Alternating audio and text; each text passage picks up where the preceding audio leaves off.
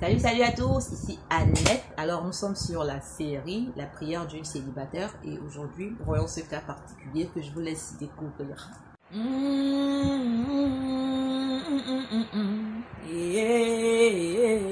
Mon Dieu est bon, oh, Seigneur tu es bon. C'est pourquoi je viens te demander ce matin un mari riche.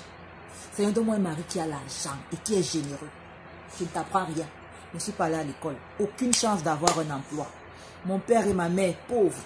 Seigneur, il n'y a que moi et le mariage que tu vas me donner pour les sorties d'affaires, Seigneur. Tu l'as fait dans la télé-nouvelle pour Marima qui a rencontré ses jours. Seigneur, à plus forte raison, moi. Seigneur, souviens-toi de moi. Souviens-toi de moi. Comme tu t'es souvenu de Cendrillon qui a rencontré le prince charmant dans le livre de... Dans le verset qui cherche trouve. Seigneur, qui demande reçoit. Je te demande ce matin et je reçois ce mari. J'accepte ce mari et je scelle ma prière 3 fois dans le sang de l'agneau. Je scelle ma prière 3 fois avec un amen comme le tonnerre. Amen, amen, amen. Eh bien, amen, amen, amen. C'est tout à fait légitime, ma soeur, de demander un mari riche à Dieu, de demander un mari beau. Mais en ce qui concerne vraiment la richesse, j'aimerais, ma soeur, que tu ailles lire le livre d'Éphésiens dans son entièreté, mais en particulier le chapitre 1. Parce que très souvent, les femmes ont un problème d'identité en fait. Elles ne connaissent pas qui elles sont, particulièrement si elles sont chrétiennes. Elles ne savent pas qui elles sont en Christ.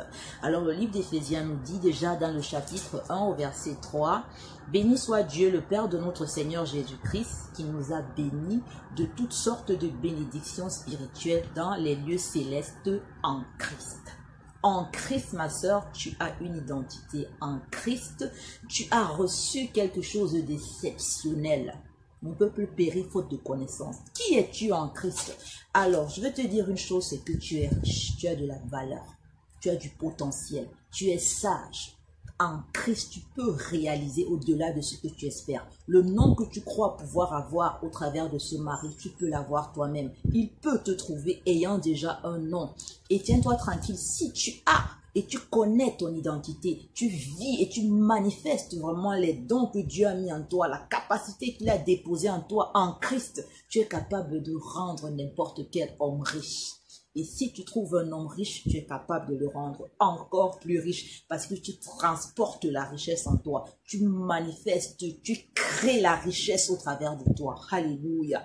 Alors ma soeur, mais si tu restes dans cette posture de femme rien du tout qui attend juste un homme pour devenir riche, tu vas l'épouser, tu ne pourras pas lui donner des idées pour encore devenir riche. Tu ne pourras pas le soutenir, tu ne pourras rien lui apporter pour qu'il ait au-delà. Or, la Bible même dit quoi? 1 chasse 1000, 2 chasse 10 000. En fait, tu trouves un homme, peu importe sa condition financière, avec toi à ses côtés, il doit devenir meilleur. Il doit devenir plus que quand tu l'as trouvé. Il doit réaliser davantage. Alléluia. Donc, ma soeur, demande un mari riche à Dieu, c'est bien. Si tu crois qu'il va te donner un mari riche quand tu pries, mais c'est mieux de demander à Dieu de t'enrichir toi-même.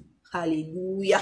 Il n'y a plus que ce que tu penses en toi. Ça ne dépend pas de ton niveau intellectuel, de tes études. Ce n'est pas là le problème. Tu es une nouvelle créature en Jésus-Christ. Il peut mettre une idée en toi où tu vas partir de rien à quelque chose. Alléluia. Donc ne te sous-estime pas, ma soeur. Tu as de la valeur pour Dieu. Et ma prière pour toi, c'est celle justement que l'apôtre Paul faisait aux Éphésiens. Je vais lire encore au chapitre 1. C'est que Dieu illumine les yeux de ton cœur pour que tu saches quelle est l'espérance qui s'attache à son appel pour toi et quelle est la richesse de la gloire de son héritage qu'il réserve aux saints, qu'il te réserve à toi, ma soeur. Et sache qu'il peut faire infiniment au-delà de tout ce que tu espères et de tout ce que tu penses. Accroche-toi au Seigneur et crois que tu es riche en Jésus-Christ. Amen. Alléluia.